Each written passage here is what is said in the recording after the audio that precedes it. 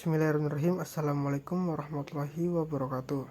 Perkenalkan, nama saya Dirham Mahidin, NIM 03-13469, mata kuliah Statistik Inferensial. Pada video kali ini, saya akan menjelaskan tentang materi langkah-langkah pengujian hipotesis. Oke, langsung saja. Prosedur pengujian hipotesis statistik adalah langkah-langkah yang dipergunakan dalam menyelesaikan pengujian hipotesis tersebut. Berikut ini langkah-langkah pengujian hipotesis statistik adalah sebagai berikut. Yang pertama, menentukan formulasi hipotesis. Kedua, menentukan taraf nyata atau alfa. Ketiga, menentukan kriteria pengujian. Keempat, menentukan nilai uji statistik. Dan kelima, membuat kesimpulan. Berikut kita masuk pada penjelasan. Yang pertama, menentukan formalitas hipotesis. Formulasi atau perumusan hipotesis statistik dapat dibedakan atas dua jenis, yaitu sebagai berikut. 1. Hipotesis nol atau nihil atau disingkat HO. Hipotesis nol adalah hipotesis yang dirumuskan sebagai suatu pernyataan yang akan diuji. Hipotesis nol tidak memiliki perbedaan atau perbedaannya nol dengan hipotesis sebenarnya. Kedua, hipotesis alternatif atau tandingan atau disingkat H1 atau HA. Hipotesis alternatif adalah hipotesis yang dirumuskan sebagai lawan atau tandingan dari hipotesis nol. Dalam menyusun hipotesis alternatif, timbul tiga keadaan sebagai berikut. Yang pertama, H1 menyatakan bahwa harga parameter lebih besar daripada harga yang dihipotesiskan. Pengujian itu disebut pengujian satu sisi atau satu arah, yaitu pengujian sisi atau arah kanan.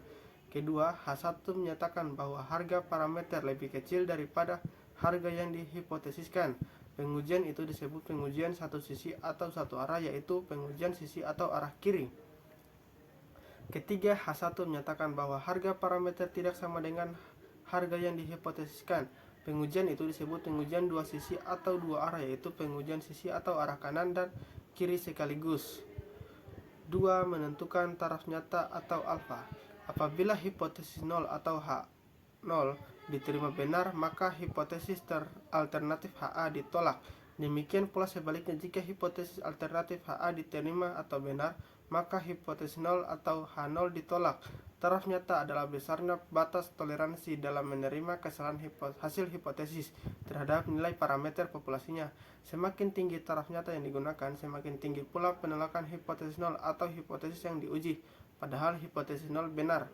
Besaran yang sering digunakan untuk menentukan taraf nyata dinyatakan dalam persen, yaitu 1% atau 0,01, 5% atau 0,05, 10% atau 0,1, sehingga secara taraf nyata dituliskan sebagai berikut: A0 0,1, alfa 0 0,5 dan alfa 0 1. Besarnya nilai bergantung pada keberanian pembuat keputusan, yang dalam hal ini berapa besarnya kesalahan yang menyebabkan resiko yang akan ditolerir.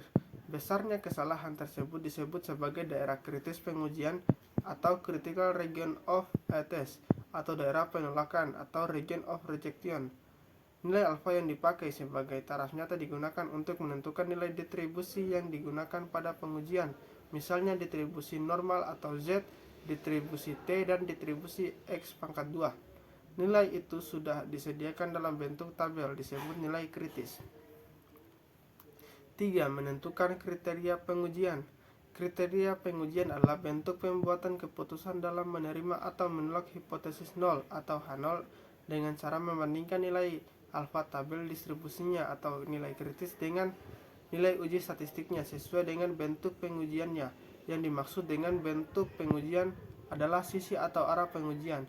Penerimaan H0 terjadi jika nilai uji statistiknya lebih kecil atau lebih besar daripada nilai positif atau negatif dari alfa tabel, atau nilai uji statistiknya berada di luar nilai kritis.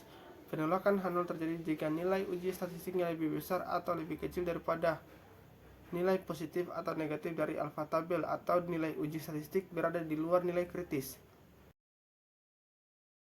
Dalam bentuk gambar, kriteria pengujian seperti gambar di bawah ini. 4.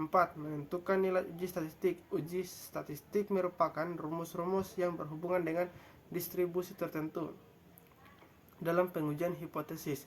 Uji statistik merupakan perhitungan untuk menduga parameter data sampel yang diambil secara random dari sebuah populasi. Misalkan akan diuji parameter populasi atau P, maka yang pertama dihitung adalah statistik sampel atau S. Kelima, membuat kesimpulan pembuatan. Kesimpulan merupakan penetapan keputusan dalam hal penerimaan atau penolakan hipotesis nol atau H0 yang sesuai dengan kriteria pengujiannya. Pembuatan kesimpulan dilakukan setelah membandingkan nilai uji statistik dengan nilai alfa tabel atau nilai kritis. Penerimaan H0 terjadi jika nilai uji statistik berada di luar nilai kritisnya.